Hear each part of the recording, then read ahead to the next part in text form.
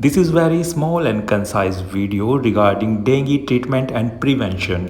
हमारे देश में डेंगू के केस बरसात के बाद काफ़ी बढ़ जाते हैं और डेंगू जैसी मच्छरों से फैलने वाली समस्याएं आजकल एक ग्लोबल प्रॉब्लम बन चुकी हैं due to the climate changes.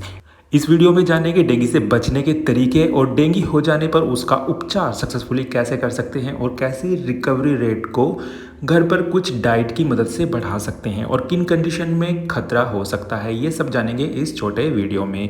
तो आइए शुरू करते हैं कि डेंगू के केस आजकल बढ़ते क्यों जा रहे हैं। दोस्तों, एक बहुत कॉमन सी बीमारी हो गई है आजकल, हालांकि इसके कॉन्सिक्वेंसेस बहुत कॉमन नहीं है, काफ़ी सीरियस लेवल तक पहुंच जाती है। डेंगू की अगर बात करें तो इसका ओरिजिन अफ्रीका से हुआ है। एडीज इजिप्टी मच्छर के काटने से ये होता है, जो ज़्यादातर दिन और शाम के समय में काटता है। तो आप कोशिश करेंगे कि सुबह और शाम के समय अपने आप को मच्छरों से किसी भी प्रकार बचाएंगे। मच्छरों को दूर रखने के लिए मॉस्किटो ट्रैप का यूज़ किया जा सकता है, नीम के पत्तों को जलाया जा सकता है। मॉस्किटो दूर रखने के आजकल काफ़ी सारे विकल्प बाजार में अवेलेबल हैं।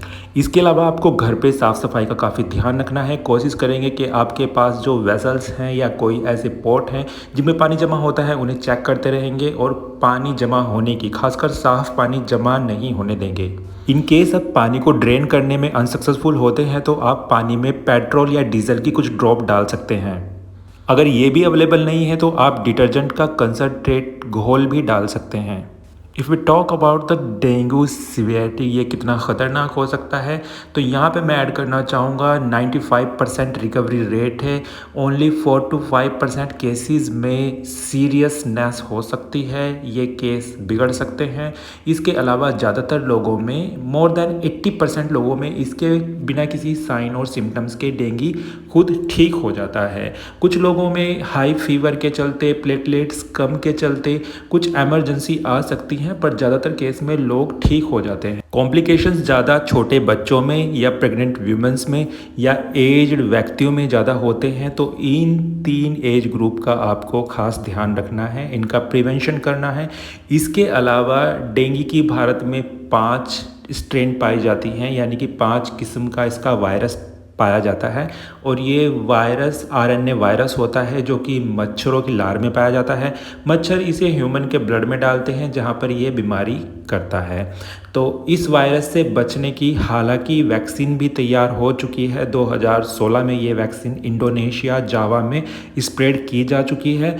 इसे एक फ्रेंच कंपनी स्नोफिल ने बनाया है और इसका नाम डेंगू वैक्सिया है। हालांकि इंडिया में ये वैक्सीन अभी तक इंपोर्ट नहीं करी गई है, पर वैक्सीन अवेलेबल है। डेंगू की 5 प्रकार के वायरस में से किसी एक के वायरस से अगर आपको इन्फेक्शन होता है तो लाइफ टाइम आपको उससे इम्यूनिटी मिल जाती है, यानी कि दोबारा उस टाइप के वायरस का इन्फेक्शन आपको कभी नहीं होता और ये इम्यूनिटी नेचुरल होती है। इसके अलावा अब बात कर लेते हैं घरेलू टिप्स, डाइट और ट्रीटमेंट के बारे में। डेंगू के लिए कोई स्पेशल ट्रीटमेंट या स्पेशल ड्रग अवेलेबल नहीं है। डॉक्टर सिम्टम्स के आधार पर ट्रीटमेंट करते हैं।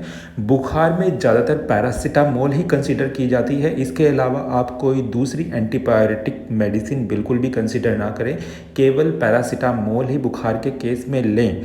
प्लेटलेट कम होने पर आप पपाया के पत्तों का जूस, जैसे मैंने पुरानी वीडियो में बताया है, उसे ले सकते हैं। शहद के साथ ये जूस लेने पर इसकी एफिकेसी डबल हो सकती है। तो आप पपीते के पत्तों का जूस ज़रूर लेंगे। फलों में आप कीवी, पपीता, सीट्रस, नींबू, इस प्रकार के फलों को ज़्यादा से ज़्यादा, यानी कि विटामिन सी रिच फ्रूट्स को ज़्यादा से ज़्यादा खाएंगे। खाने में आप दलिया ले सकते हैं जिसे कि पानी में बनाया गया हो। आयरन रिच फ्रूट, गाजर, चुकंदर, पालक का सेवन ज़्यादा से ज़्यादा करेंगे।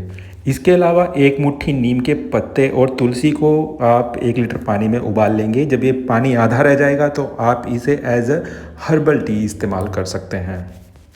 गिलोय के पत्ते और तुलसी का भी इसी प्रकार सिमिलरली डिकॉक्शन तैयार किया जा सकता है। अगर गिलोय के पत्ते आपको नहीं मिलते हैं तो मार्केट में गिलोय की टैबलेट अवेलेबल हैं। आप गिलोय की टैबलेट भी सुबह शाम 1-1 टैबलेट ले सकते हैं until you cure. So apart from all this, a simple awareness regarding dengue disease can minimize the numerous cases of dengue in our country. We just need to take our duties seriously toward our society. What should we do? Actually, we just need to take the small steps, not a rocket science actually. We just try to spread the filter scientific evidence based knowledge like how dengue virus act in human body, how dengue mosquito look like. These simple knowledge can make a huge difference in our society. So thanks for watching. If you have any query question regarding this video, please don't forget to comment in comment box.